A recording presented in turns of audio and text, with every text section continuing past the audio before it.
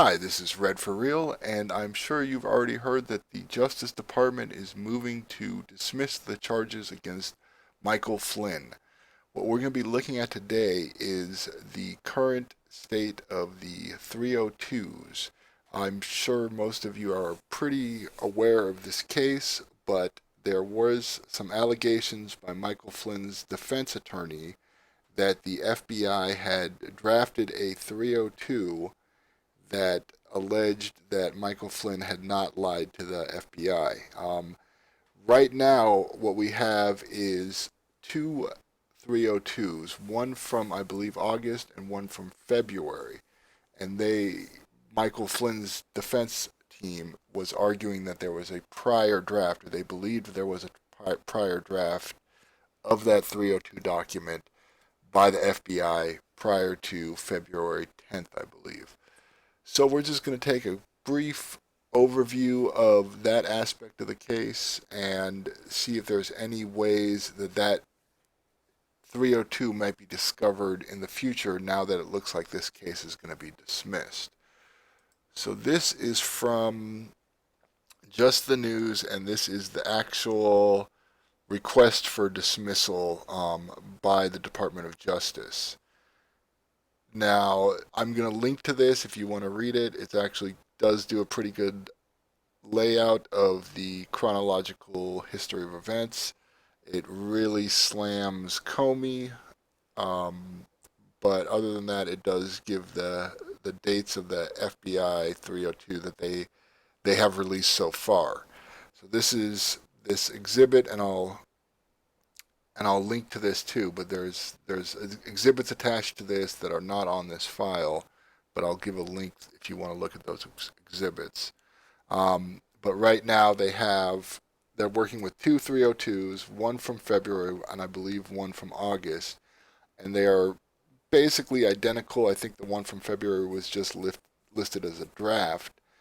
Now, Flynn's defense team is alleging that before this final draft, there was a prior draft. And in that prior draft, the FBI claimed that Flynn had not lied to them and was being forthcoming with them. And at some point, it changed to that he misled them about a phone call he had with Sergei Kislyak.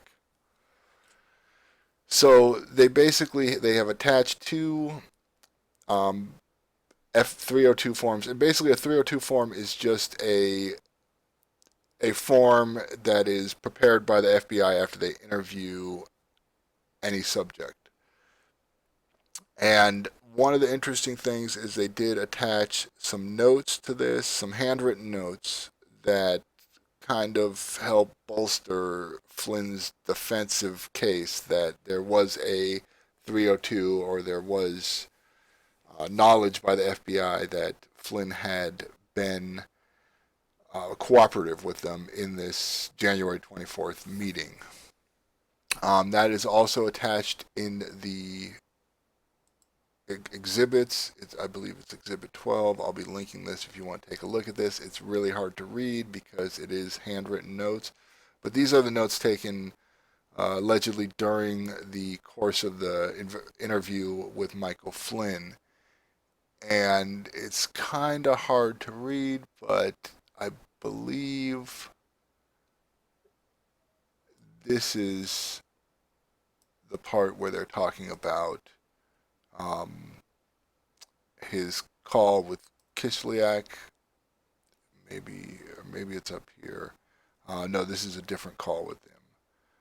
But he didn't really say no. He just said not really. I don't remember.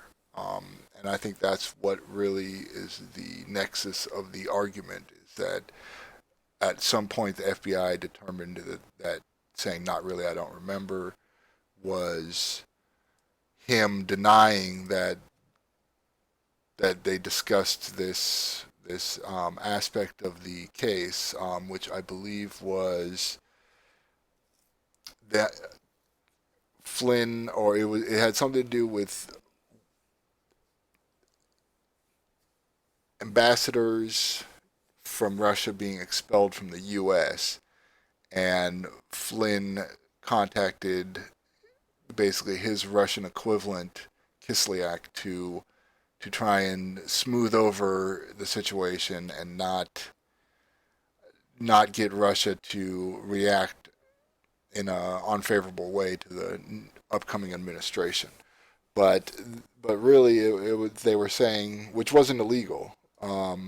But what they were charging him with, or what they still currently are, but it looks like it's going to be dismissed, is that he gave false statements to the FBI, and this was the original handwritten notes of one of the agents interviewing Flynn, and it doesn't really look like this is the same language that was used in the 302 draft.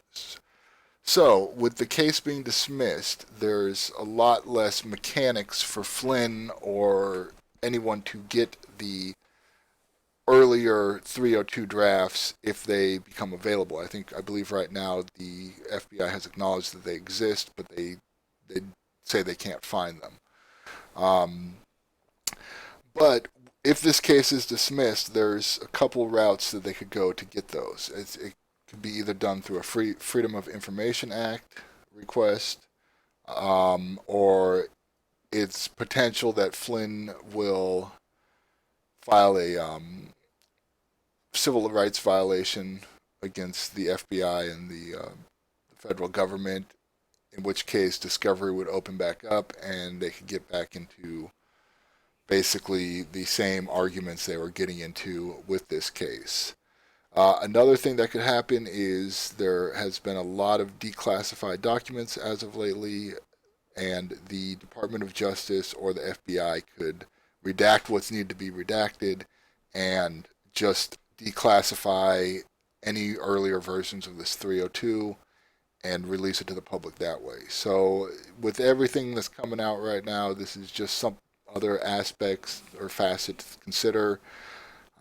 If you have any questions, feel free to comment below. I'll try and get back to you, and have a good day. Thank you.